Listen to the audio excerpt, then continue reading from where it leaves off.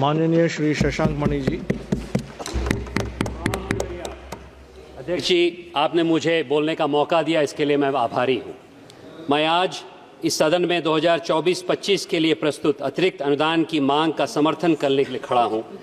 मैं चार प्रमुख विषयों से, चार प्रमुख अनुदानों से अपनी बात आपके बीच में रखना चाहता हूं अध्यक्ष महोदय, और इसको अपने संसदीय क्षेत्र लोकसभा देवरिया से जोड़ के अपनी बात रखना चाहता हूं। पहला है कृषि और कल्याण किसान के लिए 9,900 करोड़। अध्यक्ष महोदय, ये हमारी सरकार का किसानों पर ध्यान केंद्रित करने का जो लक्ष्य है इसको दर्शाता है। लेकिन इसमें रोचक बात यह है कि कृषि संरचना और विकास कोष के लिए, महालुबस राष्ट्रीय फसल पुनर्निर्माण केंद्र के लिए, कृषि शिक्षा प्रबंधन और सामाजिक विज्ञान की सृजन के लिए इसमें अनुदान दिया गया है। अध्यक्ष महोदय, मेरे निर्वाचन क्षेत्र में तमकुही राज में एक विधानसभा है, उसमें हम लोग कृषि विद्यालय बना रहे हैं, कृषि केंद्र बना रहे हैं, कृषि विश्वविद्यालय बना रहे हैं। योगी जी की सरकार के साथ मुझे पूरा विश्वास है अनुदान उस विद्यालय को सबके प्रयास के साथ आगे बढ़ाएगा ताकि वहां का किसान आगे बढ़ पाए।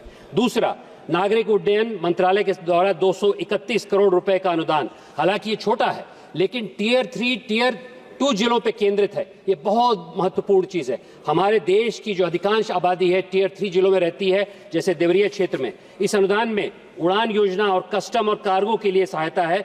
मेरे निर्वाचन क्षेत्र में अध्यक्ष जी एक बहुत सुंदर एयरपोर्ट है, कुशीनगर एयरपोर्ट, और उसमें हाल ही में हम लोग उड़ान की व्यवस्था कर रहे हैं। लेकिन उसमें सबका प्रयास होगा तब हम लोग वहां पर कार्गो का भी टर्मिनल लगाएंगे। सबका प्रयास होगा तो वहां से लीची, आलू और चीजें उड़ाएंगे। इस प्रकार से सबके प्रयास की आवश्यकता है और इसके लिए मैं निर्मला जी को फिर से साधुवाद देना चाहता हूं।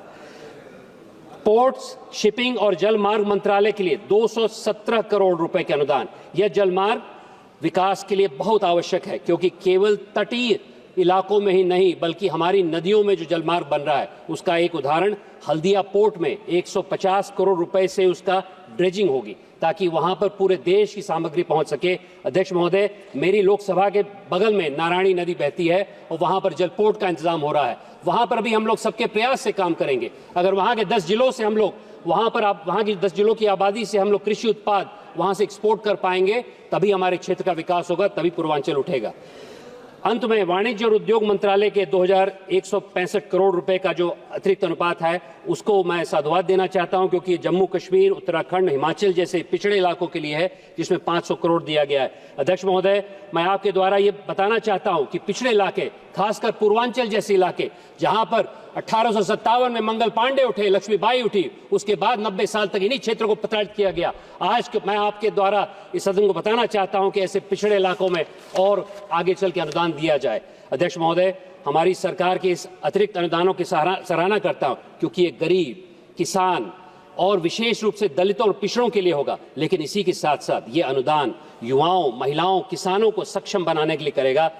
माननीय प्रधानमंत्री जी ने सबके प्रयास का जो मंत्र दिया है उससे विकसित भारत का सूरज अवश्य उठेगा। इसके लिए हम लोग समर्पित हैं। हम लोग चाहते हैं कि अर्थव्यवस्था को बनाने के लिए 140 करोड़ नागरिक जागे। सिर्फ हम और आप ही नहीं, पूरा देश जागे, तब जाके विकसित भारत का सूरज उगेगा। अध्यक्ष महोदय, मेरी लोकसभा में 19 लाख मतदाता हैं, 26 लाख नागरिक हैं। प्रधानमंत्री जी के आह्वान से हम लोग उत्साहित हैं कि विकसित भारत का आंदोलन, सबके प्रयास के तहत हम लोग सब शामिल है। केवल सरकार ही नहीं बल्कि इस नागरिक समाज, निजी क्षेत्र भी विकसित देवरिया लोकसभा क्षेत्र की दिशा में काम करेगा, तभी विकसित भारत आगे बढ़ेगा। यह अनुदान मुझे और मेरी लोकसभा क्षेत्र के 26 लाख नागरिकों को विशाल आत्मविश्वास प्रदान करता है। बहुत बहुत धन्यवाद। जय हिंद, जय भारत। धन्यवाद।